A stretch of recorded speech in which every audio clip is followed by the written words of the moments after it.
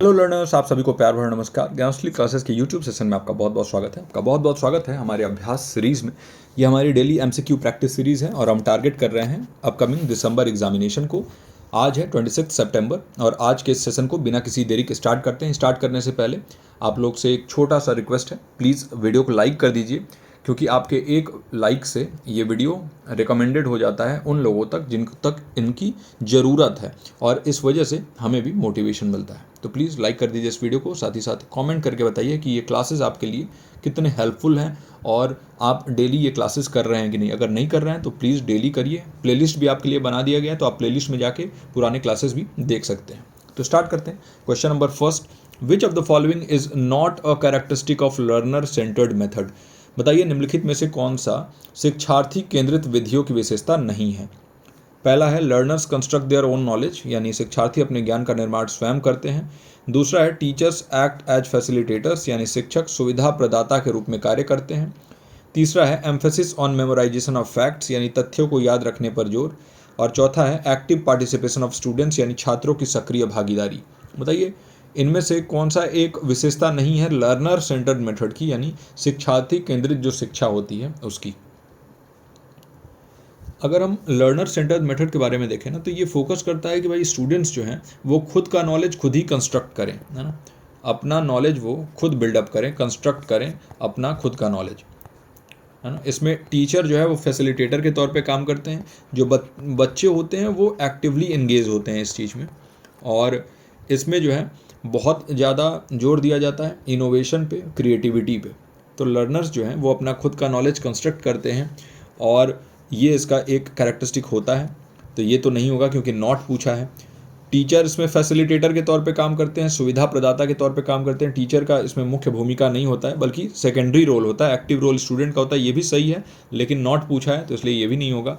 और active participation होता है स्टूडेंट्स का, छात्र जो है वो काफ़ी सक्रिय होते हैं, उनकी भागीदारी सक्रिय होती है, तो ये भी नहीं होगा क्योंकि ये नॉट पूछा है। सी ऑप्शन जो है इसका करेक्ट आंसर हो जाएगा। तथ्यों को याद रखने पर जोर। सिर्फ मेमोराइजेशन ऑफ फैक्ट्स को हम कभी भी लर्नर सेंटर्ड मेथड नहीं मानते हैं, क्योंकि आप मेमोराइजेशन करने से एज इट इज़ उस चीज़ को बस आप रिप्रोड्यूस कर सकते हैं, लेकिन उसमें खुद का आप जो है कोई इनोवेशन नहीं कर रहे हैं या फिर खुद का अंडरस्टैंडिंग क्रिएट करके और कुछ क्रिएट नहीं कर रहे हैं। तो बस यही होगा इसका करेक्ट आंसर। अगला क्वेश्चन इंपॉर्टेंट है और बहुत ही अच्छा क्वेश्चन है। ये क्वेश्चन खास तौर से मैं इसलिए लेके आया हूँ क्योंकि इस टाइप के क्वेश्चंस भी आपके एग्जामिनेशन में देखने को मिलते हैं। और आप क्वेश्चन नंबर लिख के, है ना, जैसे ये क्वेश्चन नंबर 2 है तो क्वेश्चन नंबर 2 लिख के और इसका ऑप्शन जो है इसके सामने लिखा करिए। आपसे बार बार कहता हूँ कि आंसर जो है आप अपने कॉमेंट सेक्शन में ज़रूर लिखा करिए, है ना। एक बहुत अच्छी आदत है और आप जो है एक्टिवली पार्टिसिपेट भी करेंगे इस टाइप से, ताकि आप जो है अगर लिखते रहेंगे, देखते रहेंगे, तो इससे आप एंगेज्ड रहेंगे। तो कह रहा है कि जो APA रेफरेंसिंग स्टाइल होता है, APA क्या होता है आपका, अमेरिकन साइकोलॉजिकल एसोसिएशन, ये एक रेफरेंसिंग स्टाइल होता है रिसर्च में। बताइए इसके हिसाब से विच of the following is correct format for a book citation. अगर बुक को साइट करना है उसका कौन सा प्रारूप इसमें से सही है ना, साइटेशन के लिए। पहला है ऑथर, फिर year, title of the book, publisher, फिर यहाँ पर दूसरा है ऑथर और A.ईयर करके, फिर टाइटल ऑफ द बुक और ये पब्लिशर। और देखिए यहाँ पर एस्ट्रिक है, यहाँ पर नहीं है, इस चीज़ को ध्यान रखिएगा। तीसरा है ऑथर कॉमा, फिर A.ईयर, फिर टाइटल ऑफ द बुक, फिर यहाँ पर जो भी पेज नंबर है वो यहाँ पर मेंशन है और पब्लिशर।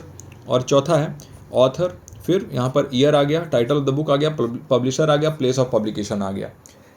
साइटेशन से आप क्या समझते हैं? देखिए जब भी आप किसी के वर्क को यूज़ कर रहे हैं तो उसको कैसे रिकॉग्नाइज़ करेंगे, है ना। उसको कैसे आप जो है जो लोग भी उन्होंने काम किया है तो उसको रिकॉग्नाइज़ करोगे और जिनको क्रेडिट देना है उनको क्रेडिट आप दोगे। और इसके लिए आप अलग अलग रेफरेंसिंग स्टाइल्स अपनाते हो, उनमें से ही एक रेफरेंसिंग स्टाइल है APA रेफरेंसिंग स्टाइल। ओके, तो APA स्टाइल में इस फॉर्मेट में क्या होता है, जो बुक रेफरेंसेज होते हैं ना, इसमें ऑथर का नाम होता है, ईयर ऑफ पब्लिकेशन होता है, और जो इटैलिक में क्या होता है, इटैलिक मतलब ऐसे टेढ़ा लिखा हुआ, इटैलिक में टाइटल होता है बुक का और फिर पब्लिशर का नेम होता है ना। तो याद रखिएगा इसका मतलब ये क्या हो गया, इटैलिक्स है। ये जो स्टार यहाँ पे बना हुआ है क्योंकि इटैलिक्स में यहाँ पर मैंने नहीं किया ये टेक्स्ट, ये इटैलिक्स है, मतलब ये टेढ़ा यहाँ पर हो जाएगा। और प्लेस ऑफ पब्लिकेशन जो है ये इंक्लूड नहीं होता है, अब पहले होता था ये place of publication, APA style में, लेकिन अब लेटेस्ट जो पैटर्न है उसमें प्लेस ऑफ पब्लिकेशन नहीं होता है, तो ये तो नहीं होगा, है ना। इसका जो करेक्ट होगा वो होगा फर्स्ट ऑप्शन, और ये फैक्चुअल है तो याद ही रखने वाली चीज़ है। देखिए यहाँ पर ऑथर, फिर कॉमा देके, और फिर यहाँ पर जो है आपका ईयर हो जाएगा, title of the book italics में, है ना, यानी कि ऐसे टेढ़ा वाला जो लेटर होता है उसमें, और इसके बाद पब्लिशर का जो नेम होगा वो यहाँ पर मेंशन होगा, है ना। तो ये इसका करेक्ट आंसर हो जाएगा ए। अब अगले क्वेश्चन पे चलते हैं। What is the main advantage of applying ICT in research? अनुसंधान में ICT लागू करने का मुख्य लाभ क्या है? ICT यानी इंफॉर्मेशन एंड कम्युनिकेशन टेक्नोलॉजी। इसको आप रिसर्च में यूज करते हैं तो क्यों यूज़ करते हैं? सबसे पहला है साहित्यिक चोरी को कम करने के लिए, प्लेजरिज्म रोकने के लिए। दूसरा है त्वरित डेटा विश्लेषण और संचार सक्षम करने के लिए, enables quick data analysis and communication. तीसरा है नंबर ऑफ रेस्पोंडेंट्स को इंक्रीज करने के लिए, उत्तरदाताओं की संख्या बढ़ाने के लिए, या फिर बेटर रेफरेंसिंग फॉर्मेट्स के लिए, बेहतर संदर्भ प्रारूप प्रदान करने के लिए। देखिए अगर आप ICT का इस्तेमाल करते हैं रिसर्च में तो क्यों करते हैं, इसके बारे में ये क्वेश्चन है। क्वेश्चन नंबर 3 लिख के, और जो करेक्ट आंसर आपको लगता है वो कमेंट सेक्शन में पहले आप मेंशन करिए, फिर मैं डिस्कस करता हूँ।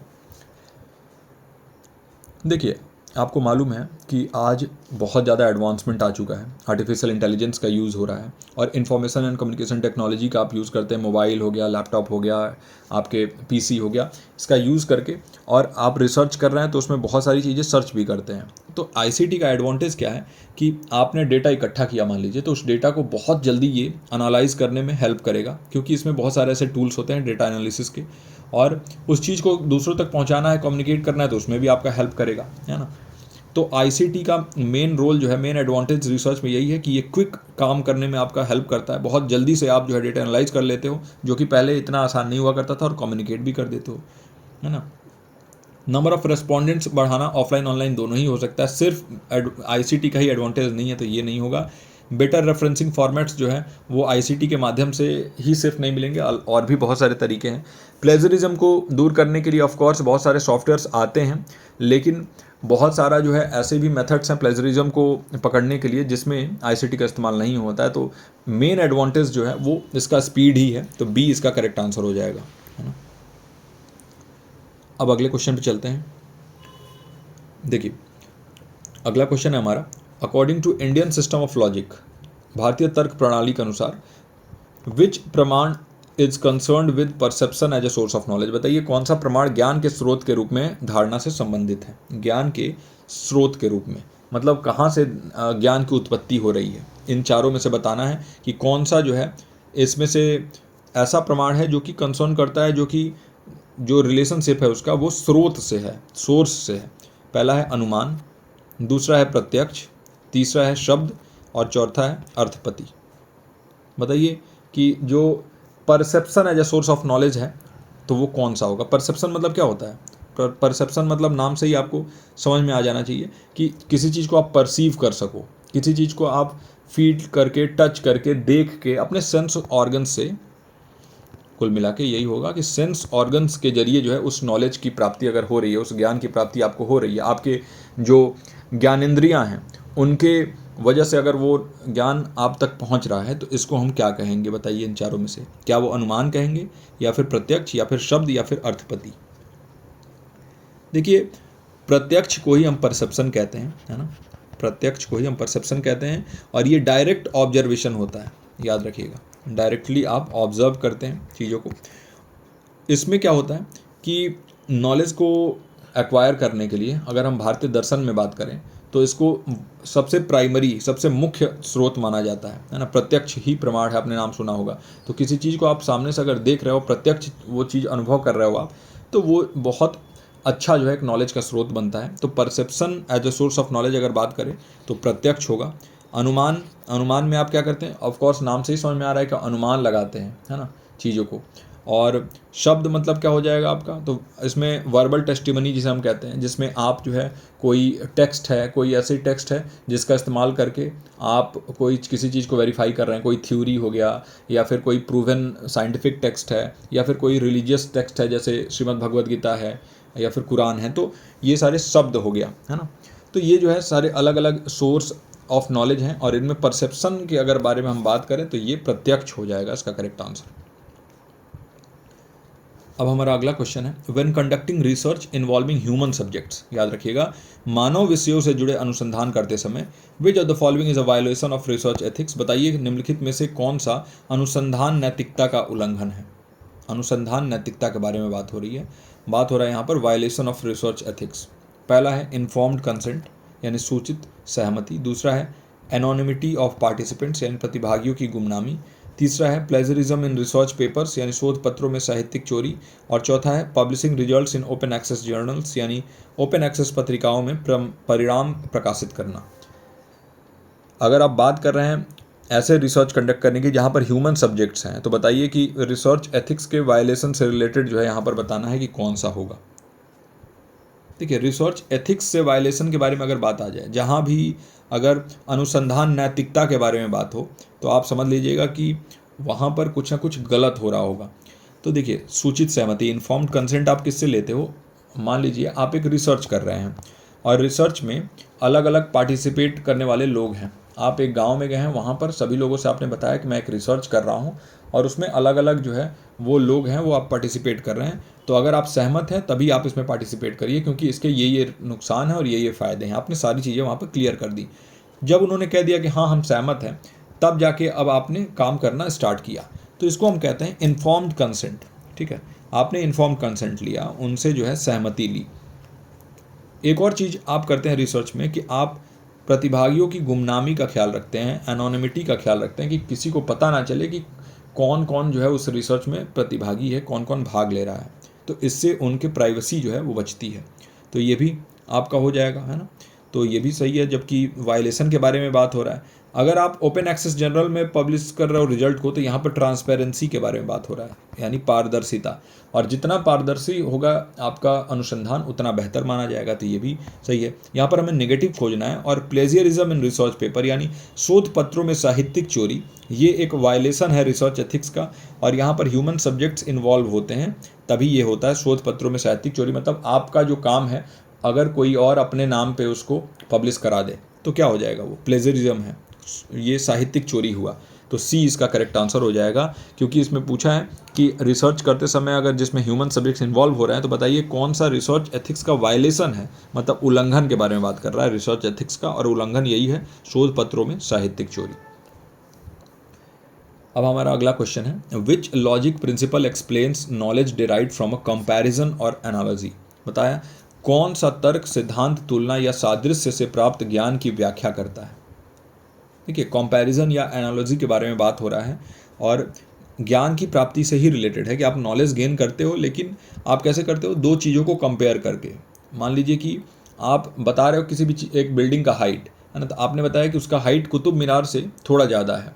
तो आपने क्या किया, कंपेयर किया और उससे नॉलेज डिराइव किया आपने, है ना। तो इससे क्या होता है कि आप सही नॉलेज तक तो पहुँचते हो, लेकिन वो कंपैरिजन करने के बाद पहुँचते हो, है ना। तो बताइए इनमें से कौन सा होगा, अर्थपति, अनुमान, उपमान या शब्द। क्वेश्चन नंबर 6 लिख के और अपना आंसर नीचे कमेंट सेक्शन में जरूर छोड़िएगा। अगर आप यहाँ तक इस वीडियो को देख रहे हैं तो प्लीज़ लाइक कर दीजिए इस वीडियो को। मैं आपसे बार बार इसीलिए कहता हूँ लाइक करने के लिए, क्योंकि लाइक करने से यूट्यूब एल्गोरिदम क्या करता है, इस वीडियो को रेकमेंड करता है उन लोग तक जिनको इस वीडियो की ज़रूरत है। और बहुत सारे ऐसे बच्चे हैं जिनको मालूम ही नहीं है कि हमारे प्लेटफॉर्म पर इतने अच्छे तरीके से हम तैयारी कर रहे हैं, डेली प्रैक्टिस सेशंस कर रहे हैं। तो इसका सही उत्तर जो होगा वो होगा सी, उपमान। उपमान में आप क्या करते हैं, ये एक प्रतिक्रिया है और प्रतिक्रिया नहीं, प्रक्रिया है।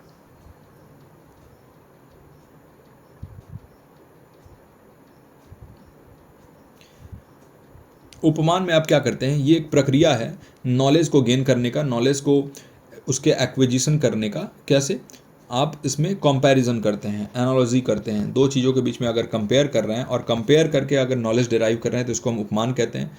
ये हमें हेल्प करता है कि हम अननोन चीज़ों को जो है ना, नोन चीज़ों के हेल्प से जान सकें। अगर कोई चीज़ अननोन है और आपको कुछ पता है किसी चीज़ के बारे में, तो उस नोन चीज़ से रिलेट करके आप उस अननोन चीज़ को बता दोगे। अगर आपसे कोई कहे कि अंधेरा क्या है, तो आप कहोगे कि रोशनी जहाँ नहीं है वही अंधेरा है। तो ये क्या है, आप कंपेयर कर रहे हो ना रोशनी से। बिना रोशनी के आप अंधेरा को डिफाइन ही नहीं कर पा रहे हो। तो वो क्या है, आप जो है नोन चीज़ से अननोन चीज़ बता रहे हो। तो दोनों के बीच में एक पैरेलल ड्रॉ हो जाता है, तो उपमान इसे हम कहते हैं। इसको हम कहते हैं कि भाई दो चीज़ों के कंपेयर करने से अगर कोई नॉलेज डिराइव हो रहा है तो उपमान इसे हम कहेंगे। चलिए question number 7, what does shabda refer to in Indian logic? बताइए भारतीय तर्कशास्त्र में शब्द का क्या अर्थ है? हमने अभी बात किया शब्द के बारे में। देखिए पहला है इन्फरेंशियल नॉलेज यानी अनुमानात्मक ज्ञान, तो ये तो आपका अनुमान हो गया, वैसे ही पता चल गया। इन्फरेंस हम जिसे कहते हैं, इन्फरेंस ये भी नॉलेज गेन करने का एक तरीका है। आप अनुमान लगाते हैं बादलों को देख के कि बारिश होने वाली है, तो वो क्या है? अनुमान है। आप रात में अपने कमरे में सोए हुए हो, सुबह आप बाहर गए और आपने देखा कि चारों तरफ पानी भरा हुआ है, तो आपने कहा कि ज़रूर यहाँ पर बारिश हुई होगी, तो ये क्या है? अनुमान लगाया आपने, इन्फ्रेंस किया, तो ये इन्फ्रेंशियल नॉलेज इसे कहते हैं। तो ये शब्द नहीं है, ये अनुमान के बारे में है, तो ये तो नहीं होगा। नॉलेज बेस्ड ऑन टेस्टिमनी यानी गवाही पर आधारित ज्ञान हो सकता है। नॉलेज फ्रॉम परसेप्शन, धारणा से ज्ञान। देखिए परसेप्शन का जो हमने नॉलेज देखा था ना, तो वो क्या था? प्रत्यक्ष। हमने देखा ना प्रत्यक्ष, इंडियन लॉजिक में प्रत्यक्ष को हम परसेप्शन कहते हैं। तो आप जो है नॉलेज जब आप परसेप्शन से यानी प्रत्यक्ष से किसी चीज़ को आप खुद फील कर रहे हैं, टच कर रहे हैं, देख रहे हैं और तब नॉलेज कोई गेन कर रहे हैं, तो इसको हम कहते हैं परसेप्शन या प्रत्यक्ष। नॉलेज फ्रॉम नॉन एग्जिस्टेंस, किसी चीज़ के ना होने से अगर आपको कोई नॉलेज मिलता है उसको हम शब्द नहीं कहते हैं, और आपका ये होमवर्क है कि क्या कहते हैं इसको, है ना? बताइए कि किसी चीज़ के नॉन एग्जिस्टेंस से अगर आपको कोई नॉलेज मिल रहा है, इसको हम क्या कहते हैं? इसी लाइन को अगर आपको नहीं मालूम है तो इसी सेम लाइन को आप गूगल पे लिखिएगा, आपको पता चलेगा कि इसको हम क्या कहते हैं। Knowledge from non existence of something. Okay, इसका जो करेक्ट आंसर होगा वो होगा B, knowledge based on testimony, है ना? यानी कि जब शब्द के बारे में हम बात करते हैं तो वर्बल टेस्टिमनी या knowledge receive from a trustworthy source, एक ऐसे स्रोत से नॉलेज आ रहा है जिसके ऊपर विश्वास किया जा सकता है। एक लर्नेड स्कॉलर जिसे हम कहते हैं, या फिर सेक्रेड टेक्स्ट जिसे कहते हैं, ऐसा टेक्स्ट जैसे श्रीमद् भगवद गीता है वो सेक्रेड टेक्स्ट है, तो उससे अगर कोई नॉलेज आ रहा है तो वो वेरीफाइड है ना? एक स्कॉलर हैं जो कि लर्न स्कॉलर हैं और उनको उपाधि मिल चुकी है, वो पीएचडी भी कर चुके हैं, अभी प्रोफेसर हैं, अगर वो आपको कुछ कह रहे हैं, कुछ बता रहे हैं आपके सब्जेक्ट के बारे में, तो एक ट्रस्टफुल सोर्स हैं वो, तो वो उसको भी हम कहेंगे शब्द। तो एक वैलिड मीन्स ऑफ नॉलेज जो है इंडियन फिलॉसफी में, इसी को हम कहते हैं शब्द और वर्बल टेस्टिमनी। अब आ जाते हैं हम क्वेश्चन नंबर 9। और क्वेश्चन नंबर 9 हमारा, which pramana refers to the non perception of something as proof of its non existence? और बहुत ही इंपॉर्टेंट क्वेश्चन है, अगेन बताना है कौन सा प्रमाण किसी चीज़ की गैर धारणा को उसके गैर अस्तित्व के प्रमाण के रूप में संदर्भित करता है, बताना है आपको। बताइए, किसी चीज़ के गैर धारणा को उसके गैर अस्तित्व के प्रमाण के रूप में संदर्भित करता है। तो आपको मालूम है कि अगर किसी चीज़ के ना होने से किसी ज्ञान की उपलब्धि हो रही है आपको, तो इसको हम क्या कहते हैं? मतलब अगर किसी चीज़ का एब्सेंस है और किसी चीज़ के एब्सेंस से आपको ये नॉलेज हो रहा है कि हाँ कुछ चीज़ प्रेजेंट है, तो वो क्या है? लाइट का एब्सेंस हो जाता है तभी तो डार्कनेस होता है ना? एब्सेंस ऑफ लाइट, लाइट के एब्सेंस से ही अंधेरा होता है, डार्कनेस होता है। यानी आप डार्कनेस को कैसे समझ रहे हो? एब्सेंस ऑफ लाइट से। ओके, तो ये इसको हम क्या कहते हैं? पहला है अनुमान, क्या वो अनुमान कहते हैं? दूसरा है अर्थपति, तीसरा है अनुपलब्धि और चौथा है शब्द। देखिए इसका जो करेक्ट आंसर होगा, ज़्यादा वेस्ट नहीं करेंगे टाइम, वो होगा आपका सी, अनुपलब्धि। अनुपलब्धि क्या होता है? अगर किसी चीज़ के नॉन एग्जिस्टेंस से या फिर उसके एब्सेंस से कोई ऑब्जेक्ट है, उसके होने या ना होने का पता चल रहा हो, किसी चीज़ के ना होने से अगर किसी चीज़ के होने का पता चल रहा हो, इसको हम कहते हैं अनुपलब्धि। कोई भी ऑब्जेक्ट अगर उसको आप परसीव नहीं कर रहे हो, जहाँ वो एक्सपेक्ट है कि वहाँ पर ही होना चाहिए और वहाँ पर अगर वो नहीं है, तो हम ये मान लेते हैं कि वहाँ पे वो एब्सेंट है चीज़। फॉर एग्ज़ाम्पल, आप जो है मोबाइल फ़ोन अपने डाइनिंग टेबल पे रख के आ गए, वापस जब आप जा रहे हो तो वहाँ पर आपका मोबाइल फ़ोन है ही नहीं, तो इससे भी आपको एक नॉलेज मिला कि आपका मोबाइल फ़ोन जो है वो वहाँ नहीं है, यानी वो कहीं और है। ये तो आपको नॉलेज मिल गया ना कि वो कहीं और है, वो टेबल पे नहीं है। तो ये जो है आप इसको कहते हैं अनुपलब्धि, है ना? अनुपलब्धि इसका करेक्ट आंसर हो जाएगा। और इन सब के बारे में हमने ऑलरेडी डिस्कस किया, अनुमान, अर्थपति और शब्द के बारे में। अब आज का आखिरी प्रश्न है, in the context of internet, यानी जो इंटरनेट है उसके संदर्भ में अगर बात करें तो बताइए डीएनएस का क्या मतलब है? बहुत ही आसान क्वेश्चन है। डीएनएस का क्या मतलब है इंटरनेट के संदर्भ में? पहला है डोमेन नेटवर्क सर्वर, दूसरा है डेटा नेम सिस्टम, तीसरा है डोमेन नेम सिस्टम और चौथा है डायरेक्ट नेटवर्क सिस्टम। आपके आईसीटी से आने वाला ये क्वेश्चन है।